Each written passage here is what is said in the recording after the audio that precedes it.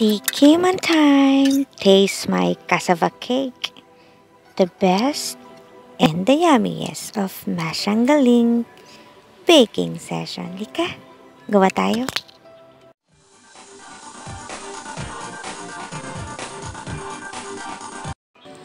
Fresh na fresh ang ating cassava.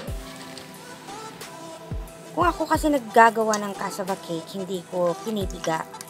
Para magkaroon, mas moist kasi para sa akin pag hindi napipiga. Niretain ko yung sabaw ng cassava. Ito na, next. Ito is brown sugar. Half cup lang siya. Hindi ako masyadong matamis maglagay. Hindi kasi ako masyadong ma-sugar na tao.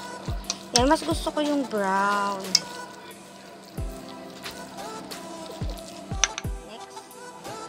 Melted butter.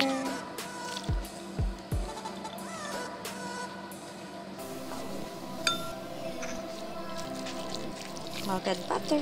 Medyo kulang yung nalagay ko. Kinapos yata ako ng butter. Pero pak na yan. Yummy na yan. Basta ako ang gumawa.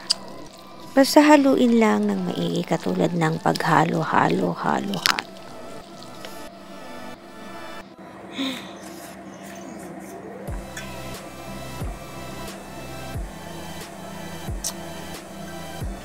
Condensed milk. 1 can of condensed milk. Sulitin.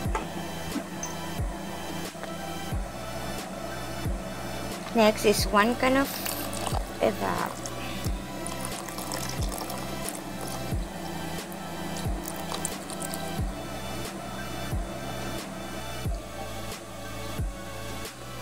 Next is coconut milk. Dapat na-shake na to bago natin isalin para maghalo yung totoong oil tsaka yung cream niya. Oops. 1:1 lang ako naglalagay para hindi masyadong matamis, hindi masyadong kulang yung lasa, para hindi masyadong sobra. Yan, halo-halo. Next ingredient is tatlong itlog. Maliliit yung itlog ko, kaya tatlo yung nilagay. Pagsabay-sabayin na natin. Oo, para mas malinamnam. Shredded chips. Gusto kasi malasa.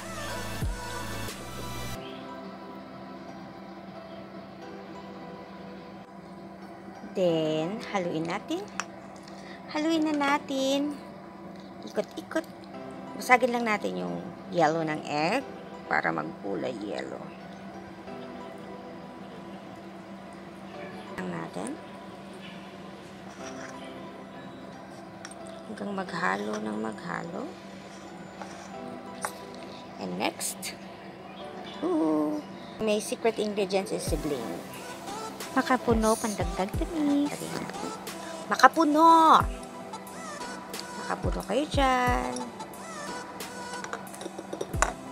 Haluin lang ng haluin. Mix. Haluin natin.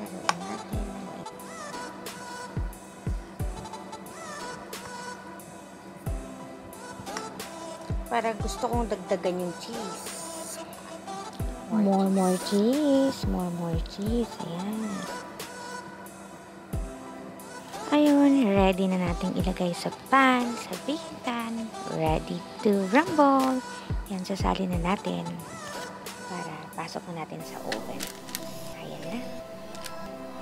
Ensure na dapat pag ipapasok na natin to sa oven, naka-preheat na yung oven ng mga 200 degrees Celsius. Para pagpasok nito, hinaan lang natin yung init para hindi siya mabigla. Yes, ayan na. Oh, ganda ng pagkakagawa. Ganda ng texture. Yummy siya. Ito na, ready na for oven. Tada! Ayan na. Lagyan natin sa oven. Antayin natin ang 45 minutes. See you later.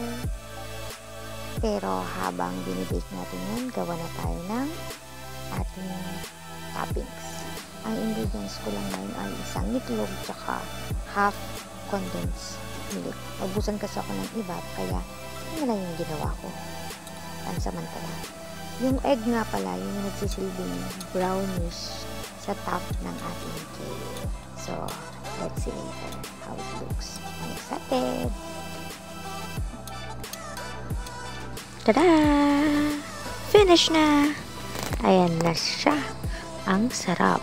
Lutong-luto sa gilid, sa ilalim. Ganda ng pagkakaluto. Tamang-tama sa oras. 45 minutes. Galing, diba? Tara, tikman natin. Ito na siya. Nakakatakam. Hindi masyadong malambot, hindi masyadong matigas. Katamtaman lang. Ayan o. Pagkatapos ko palang nilito, nilagay ko siya sa fridge para mas masarap siyang kainin pag malamig. Sarap pang dessert. Ayan na. Tikiman time! Yan ang luto ni Meshang Galing. Mama chup chup! Bye!